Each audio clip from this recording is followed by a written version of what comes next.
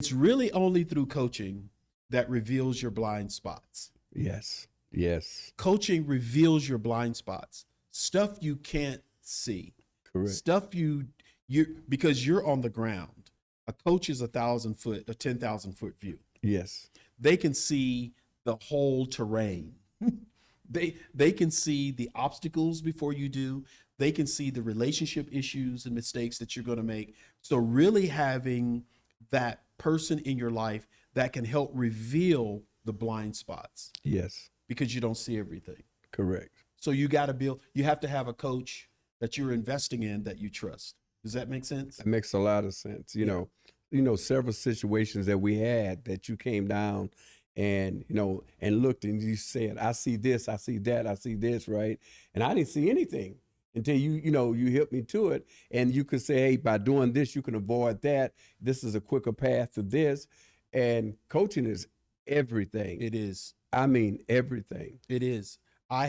In Dr. Monroe, hearing what he had to say to me, and people will say, when did he say that? I said, often, but it wasn't a 2-3 hour meeting. Right. It was, really, Martin, you can teach this message called the kingdom. That's basically what he was saying. Mm-hmm. You can teach it, but your real gift is building it. Wow, that's good. That's what he was saying. So what did I do? I never built, okay, this is coaching. I never built a profession or financial desire or expectation on preaching. Correct. Because he's telling me, I'm going to travel all over the world. You might be able to do some of that, but that's not really your gift. Yes. You're not a quarterback. You're a wide receiver. Correct. That's it. That's what he was saying. Mm-hmm. It cleared up my life. Now I have what I can focus on. Correct. Also cemented our relationship. Right. Because I didn't try to be him. No. I was just trying to be me. Right.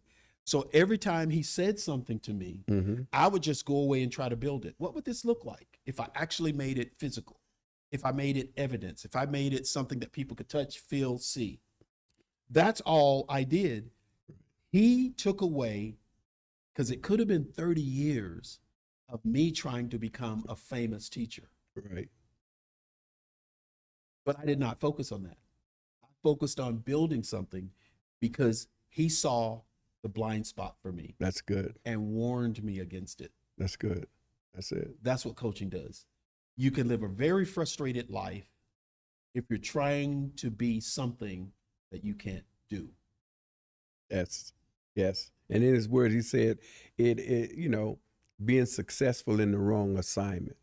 And when I came here, I was only one looking for how to have a successful ministry, quote unquote, wanted to be a good pastor in the ministry. And you simply looked at me and said, Roland, you should be in government. I'm like, man, I came here to help, get some invites on being a pastor in a church. And you just told me government, right? Mm-hmm. But you know what I did? I went back and I started studying government and pursuing government. And that's where all my success was, in government, not pastoring. A church of, a church of 1,000, 1,500, 3,000 people is amazing. Right. But you had already governed close to 8,000 people. Mm-hmm. You had already fed them naturally. So pastoring a church of 1,000, 2,000 people, serving them spiritually, your capacity is already at 7,000 to 10,000. Yeah. Right. Didn't see it. Didn't see it. So I'm like, you can govern a whole city. Mm-hmm. And then it only took 3 months. Right. That now you're in the state legislature. Yes. Governing. Yes. State legislature. That's it. How many people live in that region where you met with those senators? Right. Tens of thousands. Right. Because that's where your gift was. So I'm in your life and I'm like, dude, you're a bigger pastor than me, standing right in front of me. Wow. Didn't see it at the time. But when you got into that role, you're like throwing the ball. Yes. You were no look passing. Yes. You were hitting. You're at a par five hitting, and you're at a par five, and you're hitting and getting on the green in 3 strokes. Right. You're on the dance floor in golf. that was that's the person I felt. Wow. And see, that's the benefit of having a coach. They see what you don't really see. And one of the other things that really happened is like, the coach, after so long, you've been in the game for a while, he can show you when you need to pivot. When you need to pivot. And he also knows, like years ago, Right. your coach also knows, number one, it's time for you to coach other people. Yes. Yes.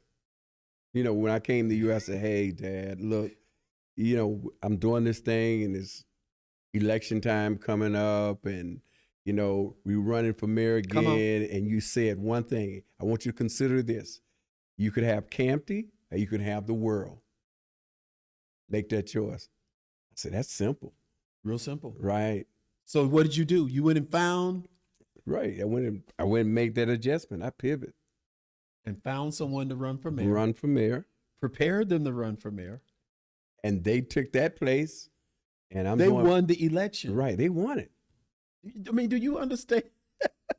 You're a player. So you don't, you picked them in, you picked someone to coach. Yes. They did what you said in your coaching. In coaching. And you said, no, don't do that. Don't call them. Mm-hmm. Whatever you say, don't say this when they interview you. Right. Don't do that. This is how you dress. This is where you go. This is who you need to go talk to. You need to go talk to these people so you can win this election. And they just did what you said. They won the election. Correct. So now you're coaching. Now you're coaching the mayor. Right. Then you're also bringing the Senate in to meet with this mayor. Right. A few days ago, now you're coaching a mayor in the Atlanta area. Yes. And then yesterday. Yesterday, right. Now you're coaching a representative in Detroit. Exactly. So a real coach. Yes. Listen to me. Y'all better hear me now. A real coach only wants to coach those who can coach at levels they don't coach at. Correct. Let me break it down for you. A real coach knows when they got a real player. Correct. And they want that player to play. And they want that player to play at levels they never played. Correct. If they're jealous of you, if they're concerned about how far you can go. It's not a real coach. Not a real coach. Right. And coaches never allow you to get comfortable. No. Never. There's always something else. That's your problem. That's your fears. Right. You go deal with it. But this is what I see. And this is what I know you can do. Right. And I know you can achieve. Yep. And so you just got to get comfortable with who you are. Because the next book. Right. We're doing this publicly. Yeah. Because the next book has to deal with how do I coach people in governance? Not winning an election. Right. Not getting the position. But once I'm in the position, how do I govern? Right. How do I take care of everybody that's in my world? Whether I agree with them or not. Not. Correct. Whether I like the way they're living or not, how do I govern? Mm-hmm. Because all these people that we are coaching now, governance is the issue. Correct. How do I treat everyone? Dr. Monroe said to me forever, and I finally told him, I got it, I think, Dr. Monroe. And he would say, no, you don't. And as soon as he would say, no, you don't, I never would say it again. Okay. I think I understand what you say. He says, no, you don't. Yes, sir. Right? Right. But he would say all the time, and I'm still learning from this, and I'm still teaching my children. He said, reduce everyone you meet to a human being. Wow, that's good. Reduce them. Everybody's human. Don't add skin color, sex, education. Just reduce them to a human being that God made. Yes. That's how he said, look at life. In your church, in whatever businesses you lead, reduce them to a human. Governance has to be taught. Yes. And I think you when I watched you yesterday, when I listened to you, how you dealt with this state representative and how you dealt with the consultancy firm and telling them, this is how you do it. This is how you fill it out. This is what she really said to you. That ain't what she said. You said, listen, I'm a mayor and I've trained other mayors. I'm telling you what she was saying. Exactly. I'm up here. You down there on the ground. I can see it from up here. Right. And you said, no, this is what she meant. That's why she got up and left. Yes. Yeah. Yesterday means now. And he was like, what does that mean? You see what I'm saying? Right. You're showing him the power of and how people should govern. I know we're getting stuck here for a bit, but I think, and again, you know me, I'm not telling you what to do. But I think this idea of what I saw yesterday, the passion, the clarity, in 30 seconds, what you saw, how you digested it, how you regurgitated what needed to happen Right. in an instant, that's natural. Yes. That's not a talent. That's not something you learned. Yeah. That's someone you are. Wow. That's good. And note well taken. we'll go back and take a look at that and pursue that avenue. Governance. Yes. People want leadership. Right. Right. So what we're saying about number 3 is that you have blind spots. Yes. Without a coach, you'll never see them. Never see them. You'll bump into walls that are invisible your entire life until you're like a flea pinging against the jar of the lid. You can't see it. You keep jumping, and finally you just give up because you can't see what you don't see. Coaches are built to see that for you. And I like that because, one of the things about blind spots, sometimes it doesn't pertain to you, but it pertains to other people. And if you don't see that person in your rearview mirror, you can kill them. Wow. And so most of the time when coaches giving you tips and showing you things, they're not just showing you things for you. Wow. They're showing you things so you don't kill someone else because you affect people. You need to unpack that one. Yeah. Because one of the things that we talked about, and you talked about Roland a lot, but you would always talk about Campty too. And you would talk about the church as well, right? And so Roland, when you and Barbara go back, this is what you got to be able to do because you got to be able to bring people out and up. You see what I'm saying? And so without a coach, those people would still be there, and they're not. And that's from great coaching. And so blind spot is not just doesn't pertain to the individual, but it affects their environment and their surrounding. So a coach has a scope and a view of everything about that individual. Right. And so when you start speaking in my life, you're speaking not only into my life, you're speaking into my world. So, entire world. Yes. I mean, I'm just learning. I'm seeing so many different facets of this thing as we're having this discussion. Because if you're really coaching a person you believe in, you're really preparing them by making them see the opportunities that are in front of them. Correct. And how they can change other people's lives. Right. And as a matter of fact, it's a feather in your cap. Correct.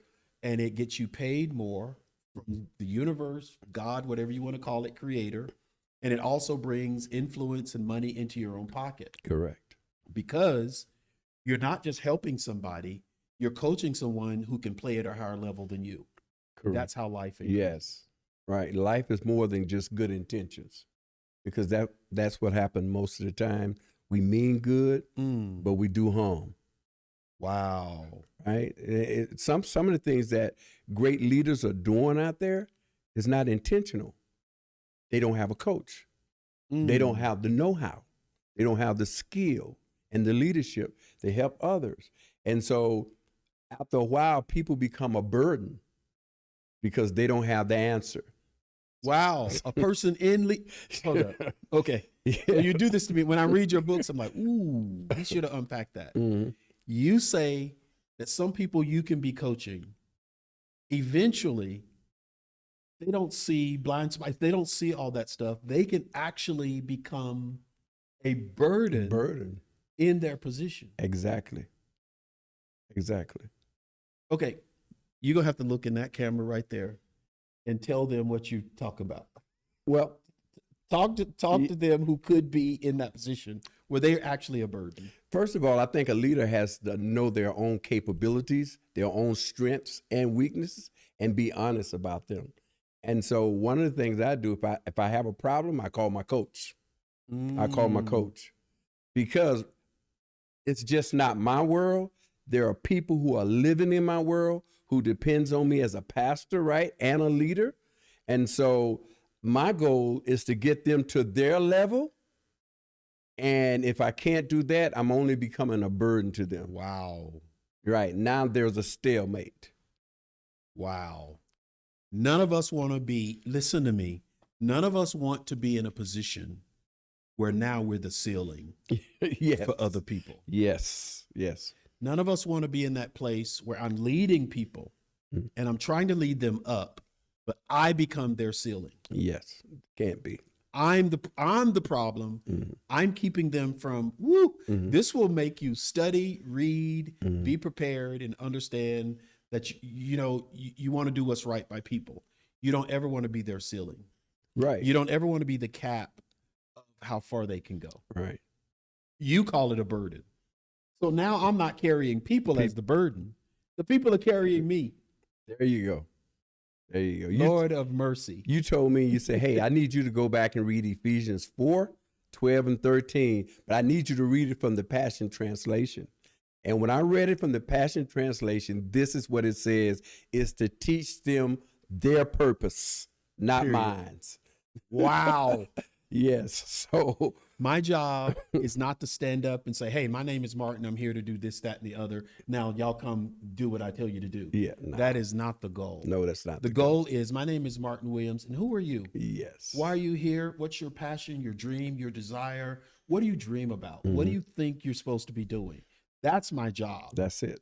My job is to make sure you know who you are. And if you are a great leader or a coach, that's your job. Right. Any relationship, any opportunity that the universe gives you to help people, Yes. they are the focus and your intent for success. Correct.